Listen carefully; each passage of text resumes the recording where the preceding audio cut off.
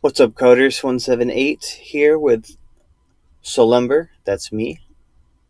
Hello, hello. Today we're throwing a softball out there. We're talking about social responsibility and personal accountability. A very relevant topic, I think. Yeah, So, I guess the important thing to do, as usual, is to talk about what responsibility is. So, in both situations, so what is responsibility, Coders? responsibility, or is just social responsibility in a whole? Yeah, what's responsibility? What does it mean to be To responsible? do what's right, you know, or to do what you're supposed to do.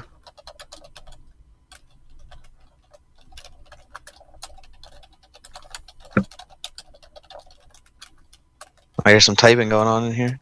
Oh yeah, Being official. Get our data. yep. No, I got someone just posted. Join Jess just posted content about standing with victims, and I feel like that's important for the topic. And I was hoping that she would come join us There we go. uh, to just like chat, ask questions, and talk about her point of view. There we go. It's a nice on the fly. Good way to get things going.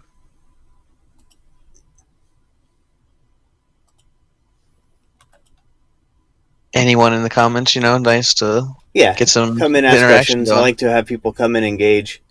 Oh yeah, that's what makes it the more fun for us too. We get to interact with you lovely people.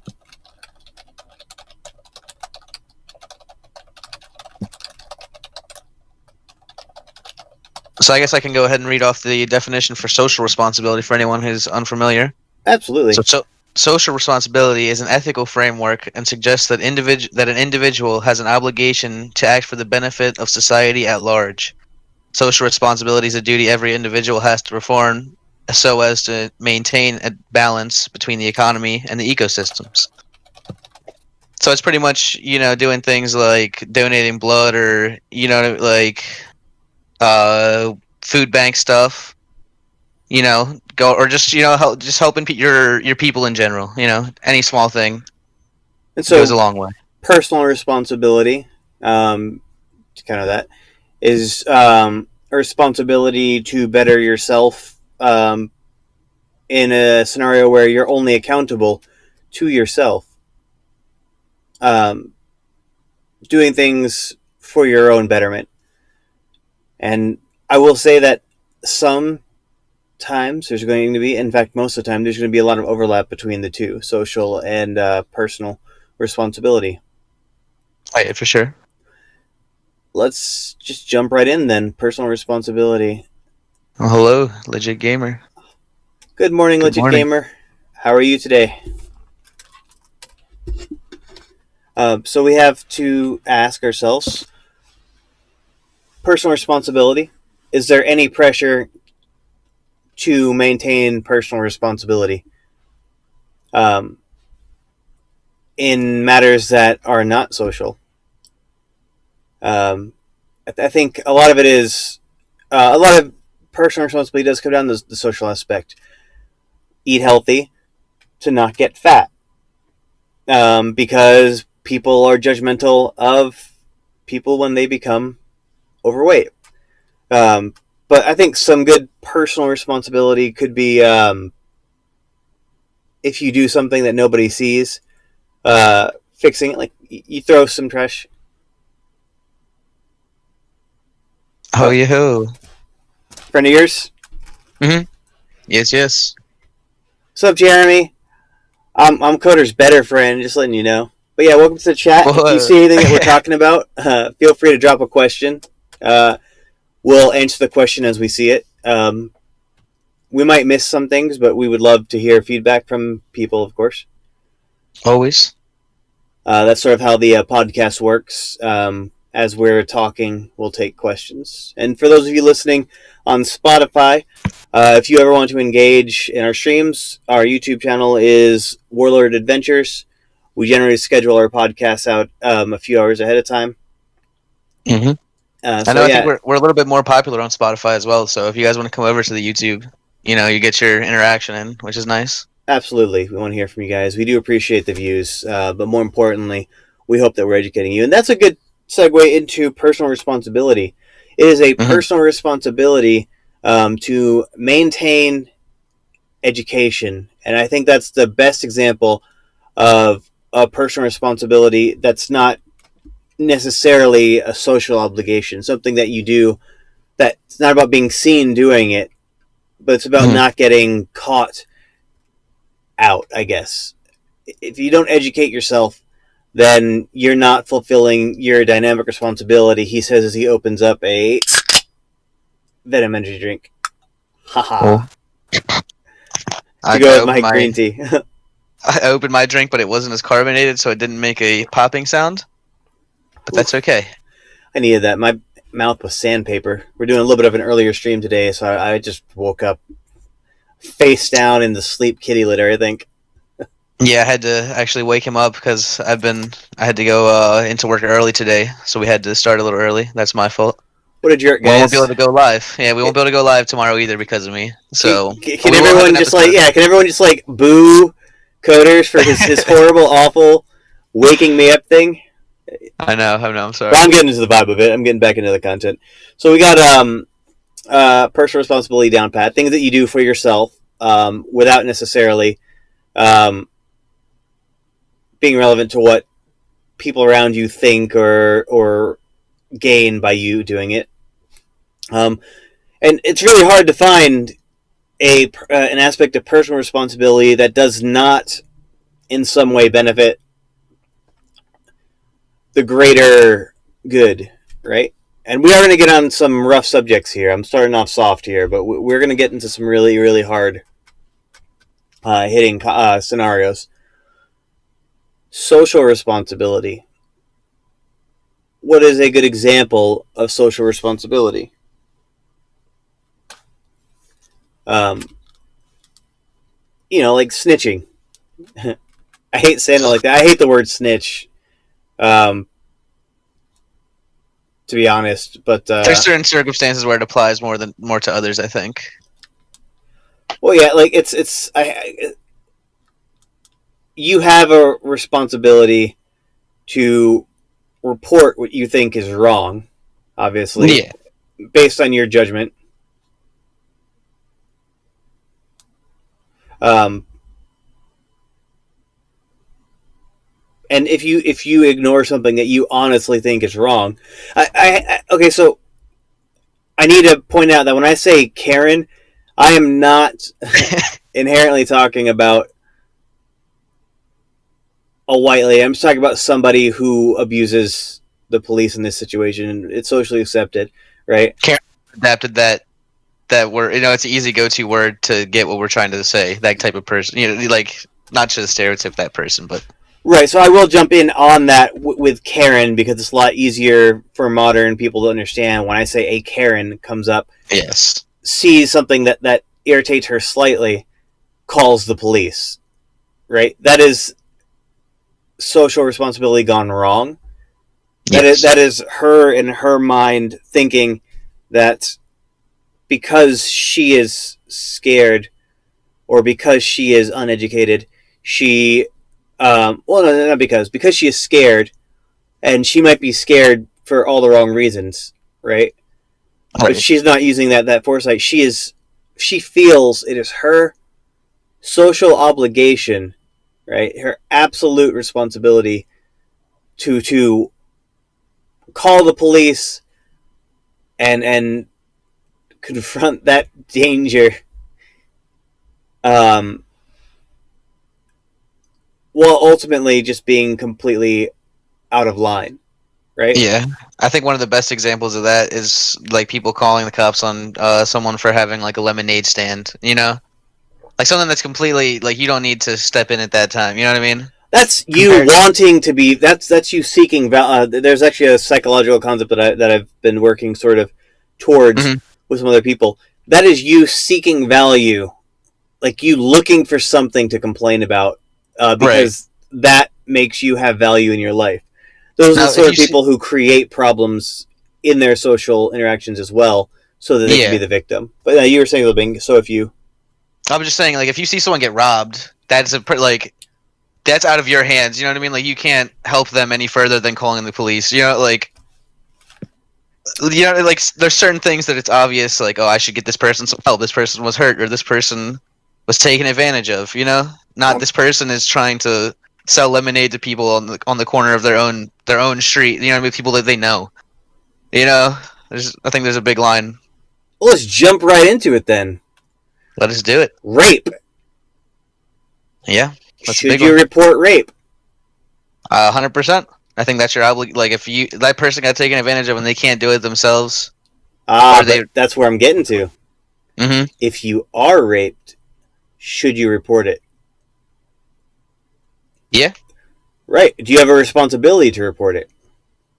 that's where it gets into a hard area. You know what I mean? Because I've never personally went through, but I think that you have a voice that needs to be heard. If No you, matter what. well, of course, you have a voice that needs to be heard, right? I know Um, what you're saying. What the is it your responsibility?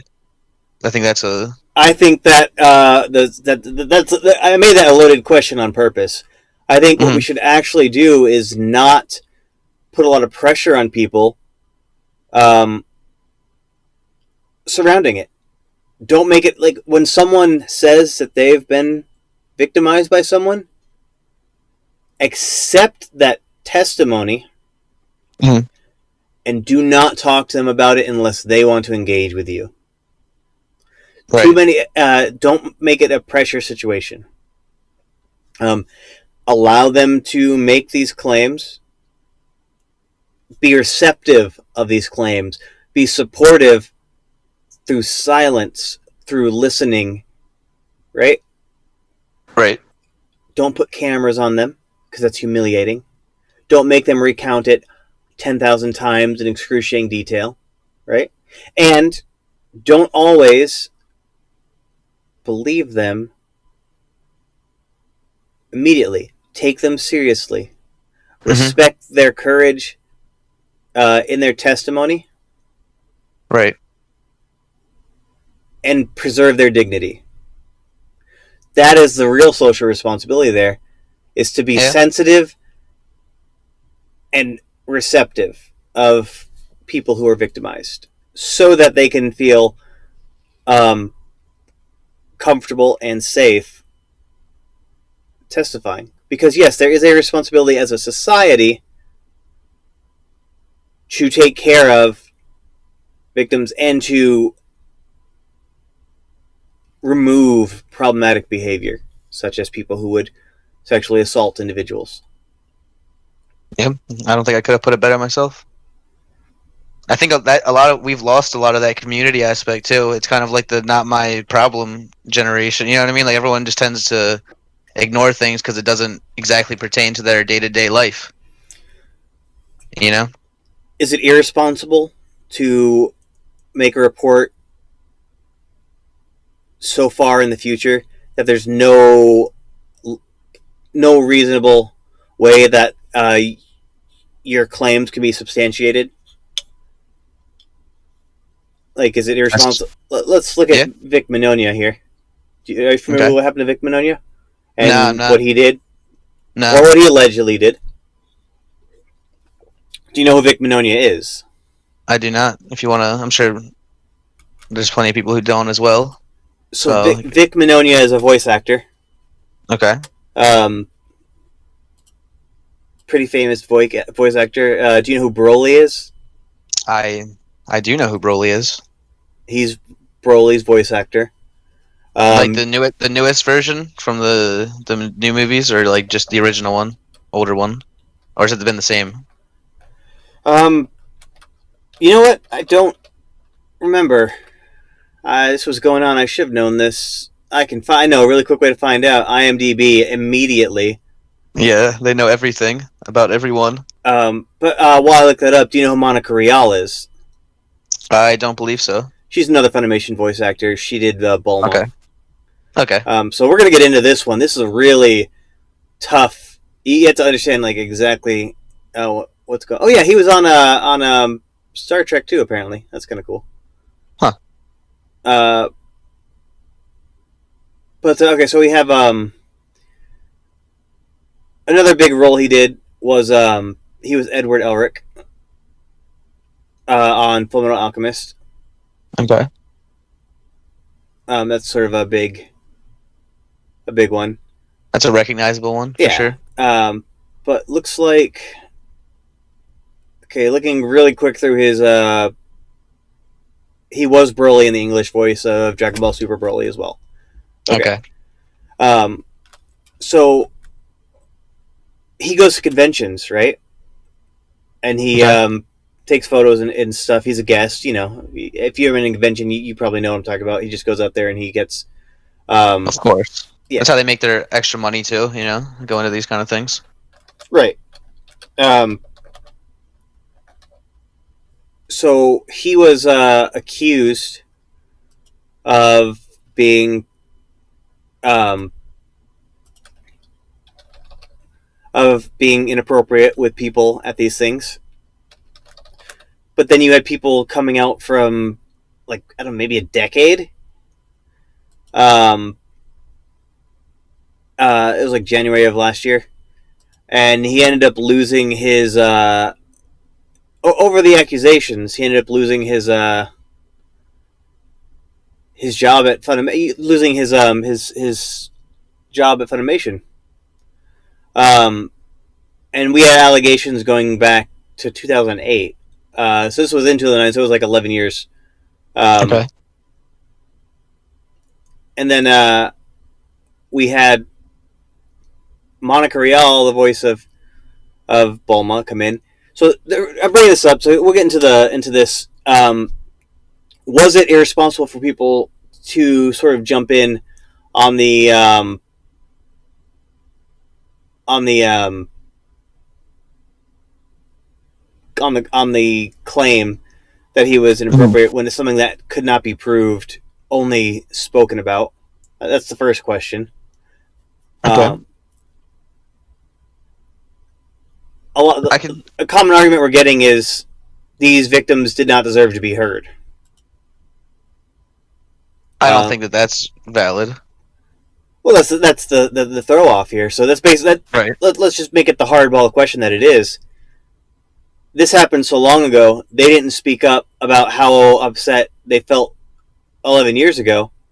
They didn't speak up 5 years ago. They didn't speak up 2 years ago. They spoke up now, and their claims can never be proven.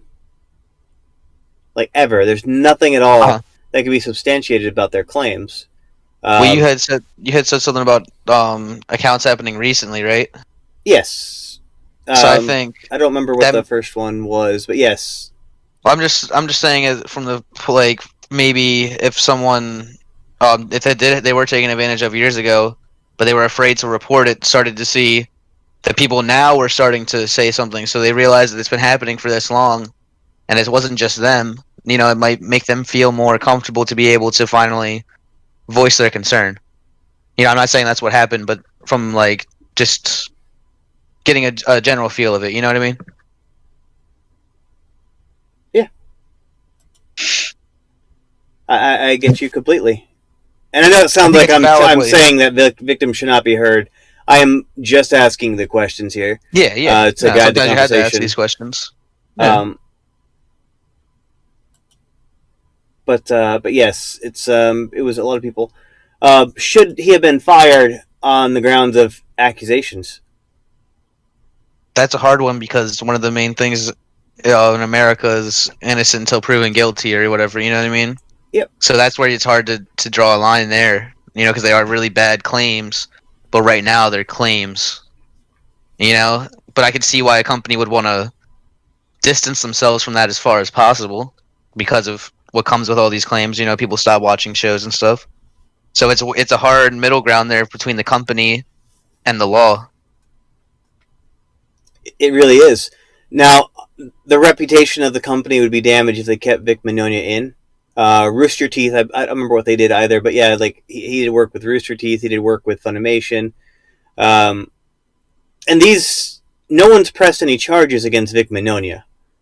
Um, I think that if you're going to make an accusation in a public platform, you need to press charges if you're Yeah. still within the time frame of doing so. In order to be taken more seriously too by like Well, people in that's general too. responsibility. Like you've Yeah. already you no longer have the mask of you're scared of your reputation or of your social anything like Right. that. You peel that mask off when you come out and say it. So if you come out and say it but you don't do anything about it, um, then you basically it's you bounce to dead cat. I don't like that phrase, but that's it. You start hype, then nothing happened, Mm-hmm. and that's where the responsibility of the community comes in. We need to, and Vic even told people stop attacking the people who are claiming that he hurt them. You know, uh, there were some really toxic Vic supporters, uh, and I think I do have respect for him for what he told people. He said, "Don't be rude to people." You know, he told people not to attack the alleged victims, Mm-hmm. not to send death threats, not to do stuff like that. Um, which I will say, 100%. I don't know what happened. I don't know what didn't happen. But a lot of respect for somebody who can take the time out of their day when they're under this much scrutiny for something that they're denying happened and have your accusers insisting that your accusers be treated with dignity and respect. That's actually the big takeaway from this is that, if you did it, that's awful. That's horrible and you should be ashamed of yourself. Um, if you violated somebody's trust and security. Uh, but and there's also multiple layers here. What was this? Something I've heard people suggest is it's cultural. Um, what was um, let's say where he comes from, um, Greensburg, Pennsylvania.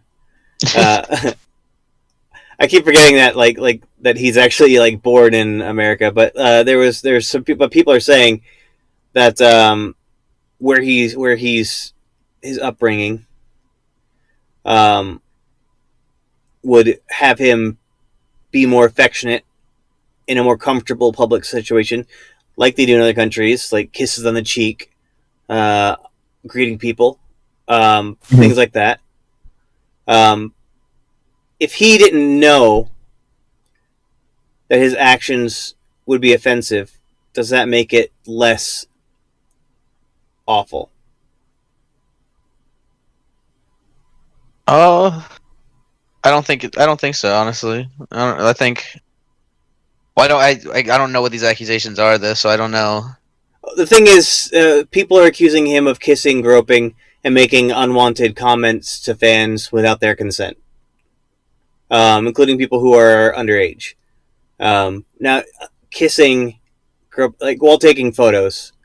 Yeah, Um, see, I don't think that that's a cool. I mean, again, I wasn't there, but I think that everyone knows the line, even where they come from, where they kiss people in the cheek. It's not like they're grabbing you while doing it. You know what I mean? Like it's just like a real quick like in action. that, You know what should I we mean? make the that's social responsibility? Should we set the standard that that's no longer okay, or should we go a step further and have it acknowledge the no? Like there was no no here. Like nobody told him don't do this, and he kept going. Right? Mm-hmm. Um, sometimes it's hard to say no. Yeah, that's what I was gonna say. I mean, you know, sometimes you get like in the mall, even when you're trying to walk past someone and they're trying to like show you a product. Like I'm that type of person where it's hard for me to just like ignore them and walk past and say no. You know, like Well, we're That's just talking a small about scale. Yeah, we're sexual talking a lot bigger. assault here. Yeah, Yeah. I know. We're talking on a bigger scale, but that's So you just might be you smaller. stopped to ask this person to pose for a photo with you, and then now that he's in that situation, in your mind, he's taking advantage of you. You know, turn around and Hmm. say no. Like, is that a thing that we should take into account? Should you know? Should things like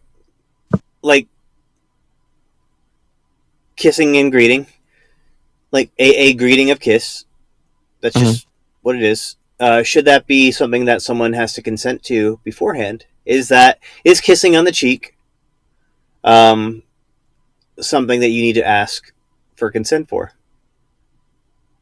Yeah, I think especially in America where it's not like a open, like a thing that is really prevalent. I don't even know if it's that prevalent anywhere else now. It is, but that's a smart concept. We were talking about immigration yesterday. Um, Hmm. we mentioned integration, right? If you come here from another place and you fail to integrate, then you create situations like this. Although again, he's not. I don't understand like what. I don't understand his accent, and I don't understand his because um I just looked up a lot of this as we were talking about it. But he's from Greensburg, Pennsylvania. His hometown is Los Angeles. So try to figure out where that argument came from. Uh, Yeah, I don't see how that's a cultural thing because I live in Pennsylvania and we don't kiss people or grope people when meeting them. yeah, That's coming from a California true either. Pennsylvanian. I'm wondering. I don't know. I'm gonna drop that one a lot. Let's go over to Monica Rial though. Oh, we have a comment here from Join Jess. If you want to read that one off, Solember. Hey Jess, we've got most people know about fight or flight, but haven't heard of freeze or fawn. Consent is something that people should always plan to ask for because it's complex to expect to know. Um, that's it exactly. Um, always assume that the person you're speaking to could be a potential victim, could be someone who's scared of confrontation.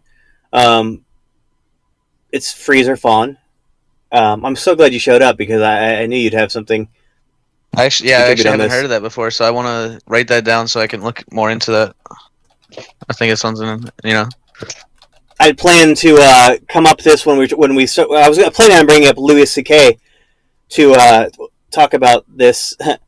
um, so people talk about fight or flight, but they leave freeze out. So when you're fawning, um, that's complying with the person victimizing you um, to avoid harm. That's what they mean when they're talking about fawning. Freezing is obvious. That's when you, in terror, generally, there might be another. You just don't move, or you can't defend yourself for whatever Hmm. reason. Um, we always assume that you have to fight or run away, and we always say, "Why didn't you leave?" We ask the victims, "Why didn't you just leave? You weren't trapped there," and that is an irresponsible question to ask victims because that's making the victims in charge of their own victimization. Um, not running away is not consent. Um, Right. and I'm glad that you brought that up, Jess. I think that might have been a better jumping in point than switching over to Monica Rial. I was going to talk about people who insert themselves into a situation and how that can detract away from the victims. Um, so now I will encourage people to look into that on their own and form their own conclusions about how the interactions between Monica Rial and Vic Minonia took place. And how people who were not victimized by the individual or were not the victim of the case can use the victim's victimhood uh, to further one's own standing.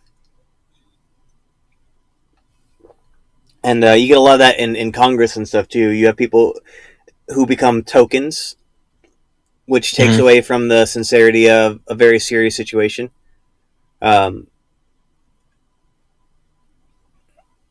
during the during the Kavanaugh hearings, you had individuals who were talking about uh, when they were dissecting the Kavanaugh hearing, not during the hearing itself, talking about having women in places to make the allegations seem more serious. Which I don't care what anyone says. Kavanaugh was lying. That was just a crappy situation, um, and his accuser just coming out and testifying like that with such sincerity was respectable. Um, I think that we should respect victims more when they make their allegations. Oh yeah, I think 100%. that's where social responsibility comes into play here. Is respect people who make allegations, because even from a selfish perspective, we should want to get to the bottom of this, because we should not want people acting like this in close proximity to us. Right. Those people, like, people who are like that, they do that. Like, it's not something they just do once. For the most part, most of these people are out here. It's just bad, man. I think that's one of the worst things you could do. I will say, people, if you're looking for a entertaining streamer, uh, Join Jess is on Twitch. A lot of respect for the community. Very active member. I suggest catching her if you like games like Fortnite, but Jess does deviate from that as well. I'll go ahead Um, and give her a follow now. Thanks, Coders. Of course, of course. But I have a lot of respect for Jess, uh, not only for that, but for just her high energy and approaching the community with a smile. Something that you said once resonated with me, Jess. Basically about starting each day and being your best self. About a year and a half ago. Um, so that's something that I think people should definitely do as well. Try to be your best self. You have a personal responsibility to be your best self. Yeah, it's good for everyone when you're at your best, not Yeah, just you. exactly. There's no reason not to be your best self. If you can be your best self, it can inspire someone else to be their best self, who can then inspire someone, etc. You know, Right. And create a world of people who just be in just be in their best self. so getting back onto the topic at hand, Oh this yeah, is complicated to talk about because our policy is to never speak from the perspective of somebody who is not represented in our conversation. So I can't speak from the perspective of a woman who's being victimized by an assailant, because I'm not a woman being victimized by an assailant. I can't speak about the how it would feel to be stuck in a power dynamic, because yes, there's going to be a power dynamic between women and men. Um, Sometimes people will feel they have the obligation, because of someone's status, to comply, and that would be the fawn aspect of the freezer fawn. Um, and so yeah, I was saying earlier, it's kind of funny that Jess pushed the narrative a little faster than I had hoped, but I like that. I engage people to come in and communicate just because of that. I like being caught off guard, but it's nice to have some interaction. Yeah, mhm. it's good. So I'm a little out of schedule on this, but we have I do recommend people looking into the Louis C.K. incident as well, seeing how he handled that. Don't honor people who did horrible things, but use him as an example for how someone who realizes that they have victimized someone who did not realize they did it at the time. I sincerely believe that Louis C.K. did not feel he was victimizing anyone. He had asked coworkers and subordinates if he could expose himself to them, um, and show him his genitals. Um, they said no. Like they did say no. Um, and a lot of people nowadays would get in front of that and say, "Well, I asked for consent, and they said no." But Louis C.K. In fact, I'm going to get his quote uh, uh, perfectly because I think it's important that people take this stance. Um, but he didn't get in front of it. He didn't justify it. Mhm. Um,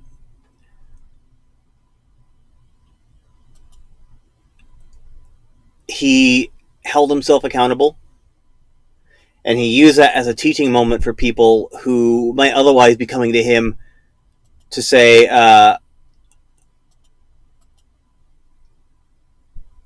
you didn't do anything wrong, Louis C.K. You didn't do anything wrong. Uh, and instead of pandering to that negativity, he said, "Yes, I did do something wrong, and this is what it is, and this is what you should take away from it, and this is what you should not do." And what Mhm. you should not do is you should not put someone in a situation where they're scared for their job, where they're scared for their safety, or they're scared for their mental well-being. I never read anything about his statements, but I did hear about all the stuff. Obviously, hear about that. That's going on. But yeah, I mean, I remember you were talking about his statement. So, did you already read it, or are you still looking for it? I was hoping to find it so I can get it word for word, but essentially Yeah. it said I wasn't creating a choice; I was creating a situation. Yeah, yeah. I remember you were talking about that in the notes. So I think that Yeah, is a responsible way to handle it. That goes well. Recognizing you have a problem, and then letting people know that you're educating yourself about it instead of just like hitting the denial, which most people do. That's what you see is that never happened, or that what I mean. Like they have someone, their lawyer, write a statement out for them. That they post. That's I feel like what we see now. yeah, You he know, got out and said it himself. Like I said, hmm when I say he didn't get in front of it, I mean he didn't like defend what he did at all. right. Um, and again, I don't want to say like, "Hey, woohoo, this guy is great." He's because he doesn't speak for women. He doesn't. He's a good example of responsibility for our actions. hmm Um, and he's probably the best modern example of how someone who realizes they hurt somebody should act. If you realize that you hurt somebody on accident, that is not an excuse for hurting somebody, right? That is a reason that you hurt somebody, but it does not excuse the action. You need to be fully accountable for it, and you need to use that to better yourself and educate other people so they don't make the same mistake. Couldn't agree with you more. We talk about other responsibility, right? We have the personal responsibility to identify we have a problem. We have the social responsibility to be receptive of people when they come to us with problems. I believe we mentioned it in one of our other videos, but let's talk about someone who identifies that they're attracted to children.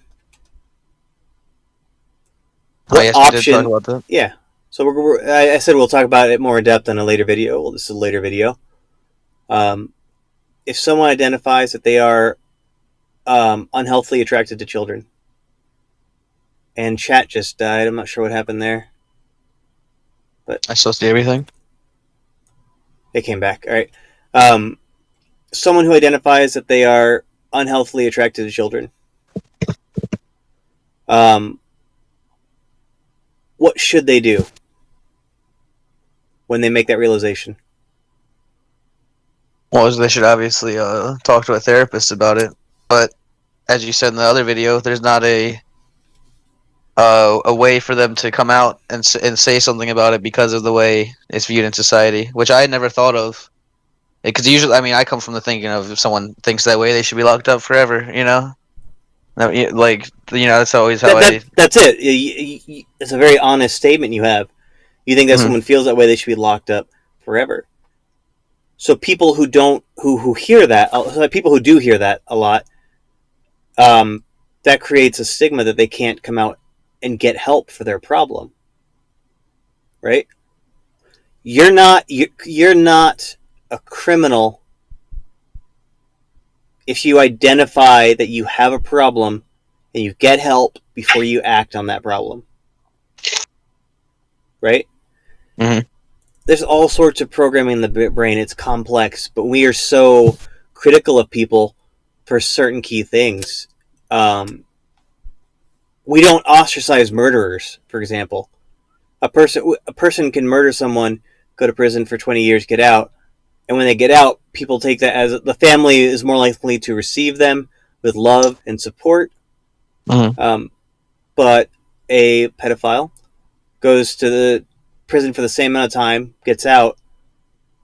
There's a good chance that their family is going to have abandoned them, and they're not going to have a support system. Mhm. When you don't have a support system, you're more likely to reoffend and create that cyclical pattern. Okay. But even now, therapists, you might go seek help, professional help, and a therapist might feel that their obligation, because of your attraction, not because of your action, they might feel it's their obligation to report you to the police.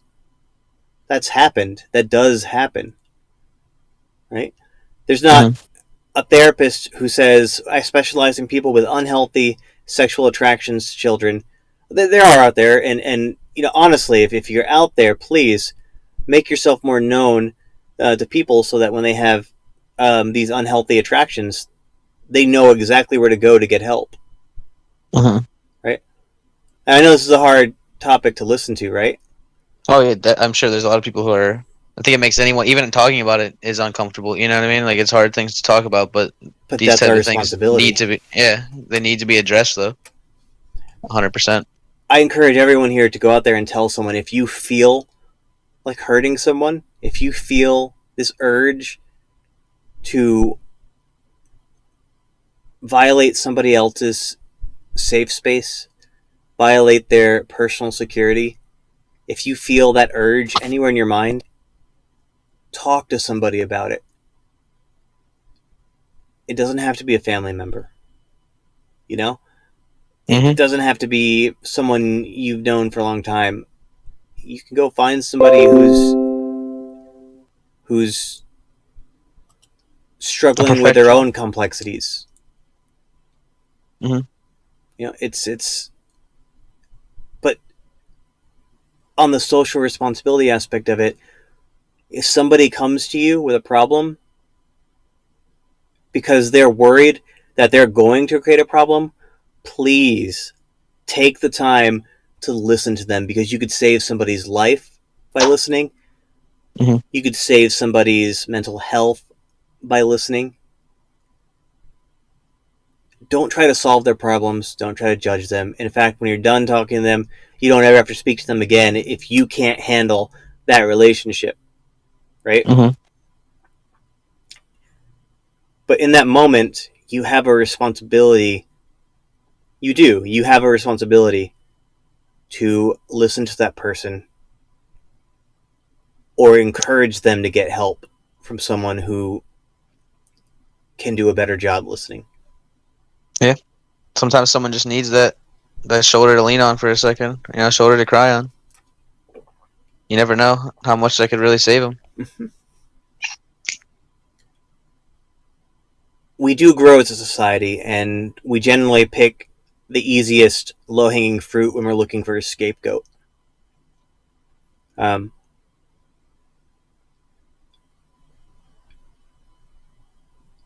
one of the most um, complex psychological stages um, to stand on is victimization and power dynamics. You know when you've been hurt. right? You know when somebody has hurt you, but people around you might not always be able to empathize with that. You hear boys will be boys, right? Um, and I'll admit, when I was in middle school, going through puberty, I had unhealthy attraction. I think that is a thing that most, if not all, males experience um, when going through puberty. I can't speak for women. I can speak for myself. Is unhealthy attraction, getting crushes on girls. Um, Coders, do you want to contribute to that? When you were 12, 13, did you go through crush of the week? Coders. I just realized my mic was muted, but but yeah, I think that it's 100%. You know, it's a process. It's hormones. You know, Yeah. we all go through it. We all you gotta learn how to deal with it, though. You know, it comes back to the education. So I'm gonna encourage men to focus when you're dealing with someone who's going through something that they can't process. To remember that time in your life. Remember how embarrassed you were, um, how private you were, how much you internalized it, Mm-hmm. um, and think about how you wish, if you wish, how easier it would have been to handle if you had somebody to talk to about without any judgment or any preconceived notions of disgust. And a lot of guys don't have that. Some guys do. Some guys, their Mm-hmm. dads will be like just great talking points to do. But so that's a. I feel like that's a great example of social responsibility with measurable income outcome. Oh yeah, for Uh, sure. and there's others. Food safety, right? Mask wearing. Yep. In fact, let's jump right onto mask wearing. Um, Oh boy, oh yeah, everyone's that's favorite topic right now. I saved that one for the end for the obvious reasons. Um, Yeah. it's you have a responsibility to wear a mask. Why is this hard? It's not political. You know, I'm not going to look at you wearing a mask and go, "Yeah, that's right. Trump's just a big dumb jerk." Or, Right. you know, it's you have a responsibility to wear a mask because we have a responsibility to trust scientists, not the media, not the president, scientists, People who do this for a doctors. living, Yes, who study these things. when you don't wear a mask, you are victimizing people. Let's look at the A whole classification of store this. full of people. Well, Honestly. you're victimizing the immediate people around you, obviously, Mm-hmm. but you're victimizing doctors who have to deal with that. You're Mm-hmm. victimizing essential workers who have no choice. You're Right. victimizing their family, who they bring what you put on them back to. And people will say, "Well, I'm not personally sick." Um, That's the worst take on it. Or like, I don't have anyone that can get it that has a high risk. Like, good for you, man. But I do. You know, like the mask protects other people around you more than it protects you. That's what people don't seem to get about this. It's not about you. It's about everyone around you. right. I could dedicate an entire topic to masks and the Oh yeah. psychological concept of masks. Not like this. Not just masks. Right now, I'm making a parallel. The medical mask that you're not wearing, um, you are still wearing a mask, and you're contributing to other people not wearing a mask because um, there's a psychological concept of people hiding or justifying their actions by masks wearing, and by these masks I mean things you hide yourself behind. Mhm. or things you disguise yourself as. So I'm not talking about um, imposter syndrome, which is one mask that people wear. That's something I would say for an episode dedicated to the masks we wear. Let's do that. Let's Oh do that yeah, on Saturday. Actually, the masks we wear on Saturday. not a bad one. Yeah. Um, the mask I'm talking about is everyone who agrees with you, who has the same values as you, is doing it, so it's okay, right? We Right. feel like our actions are justified because like-minded individuals are sharing in that indulgence, and you're not justified. You're doing something bad, and you shouldn't do that. You're hurting people. You are victimizing people by Hmm. being selfish. And that's what everyone who victimizes someone else is doing. You're being selfish by acting like this. Well, people try to validate themselves too on social media by posting things like you're a sheep if you wear a mask, or like how coronavirus isn't even that deadly, or like the flu kills more people a year. When that's just like some of the most stupid things you can say, because the flu has a vaccine. You know, you can choose to go get vaccinated for the flu. You can't choose to go get vaccinated for the coronavirus. You know, like it's not Precisely. like there's you know. Yeah, exactly. That is it. One very well said. People compare it to car accidents. Like, oh man, I remember that time that I was driving on the road. I saw a car accident. Um, 2 lanes over, and my car said, "You know what? I'm gonna do that too." Flipped over, and I died. It's car Hmm. accidents aren't contagious. Right. You know, um, you can be responsible in a car and avoid a car accident. If you're not wearing a mask, it's someone else that wearing a mask. I get it. Masks aren't perfect, right? Stop Oh yeah. looking for a reason not to wear them because they Condoms don't have help. a 100% rate either. Let's remember this, people, and we still wear them, right? Yeah, So, Coders is still here. of Did you clean your room, Coders? course. Without Rufus's help? Yeah. Oh god. But, so I will go ahead and end the discussion as subtly as I can. I don't want to hurt um, anyone by telling them that they're wrong by wearing a mask. But if you're hurt by me saying that, then somewhere deep inside you know that it's correct and true. Hmm. The takeaway from this: stop hurting people. If you feel like you want to do something that will hurt somebody, talk to somebody about it. Hmm. Right?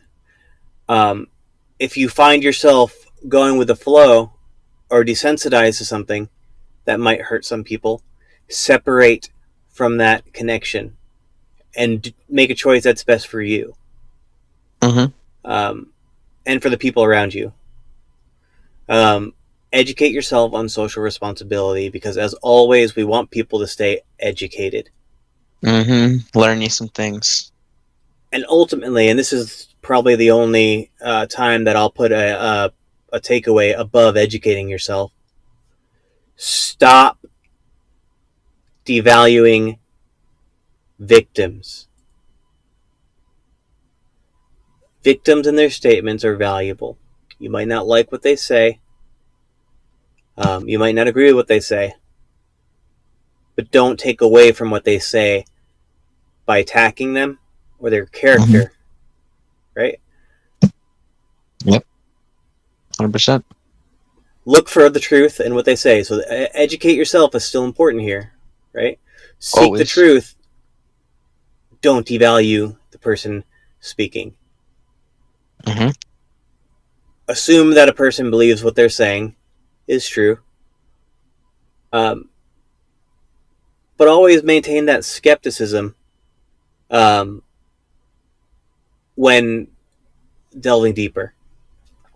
And if it's not your responsibility, if you're not personally invested in somebody's uh, alleged peril, sometimes participating in it, engaging in it, sharing it, talking about it, sometimes that can make the victim relive what they've experienced. Mm-hmm. So empathize with the accuser and keep your nose out of it. Being victimized is a very personal experience to people. And if they're not coming to you directly for help and guidance, don't offer it. Um, Yeah. Listen, always be receptive, receive the message.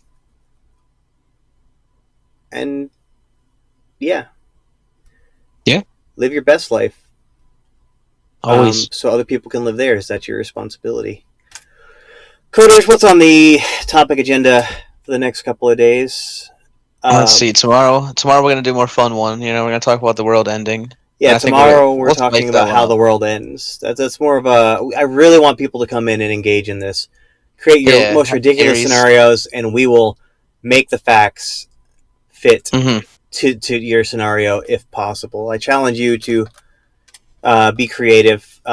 Email us your ideas at warlordadventures@gmail.com. I literally almost started saying the password there because I'm so used to typing it after I type in the. But yeah, email us your scenarios. Email us the topics that you want us to talk about. If you have a guest who might want to jump on the show, let us know. Oh We yeah. do have some guests showing up to follow up on our Friday video, music and how it has affected society um, and individual growth, even. On Saturday, I had suggested in this video um, possibly talking about the masks we wear, but there are plenty of topics that we can hop on there. So, Oh yeah. um, before this, I was thinking about making Saturday the truth about white supremacists. So, uh, Yeah. I That'll think be one of a those two will be what we fun one. land on. We think, coders. I think we'll talk about it more. We'll see what we can come up with. We'll have an answer for you guys by tomorrow. We will be doing one pre-recorded episode this week, Mm-hmm. but Yep. Yep. we will make sure we keep our daily schedule for you guys. I'll make it live, and I'll still engage people during the when playing the pre-recorded episode. I'll make sure that I have something for you all to listen to and interact with as usual. Yeah, I Um, might be able to jump in the comments as well, depending on the time.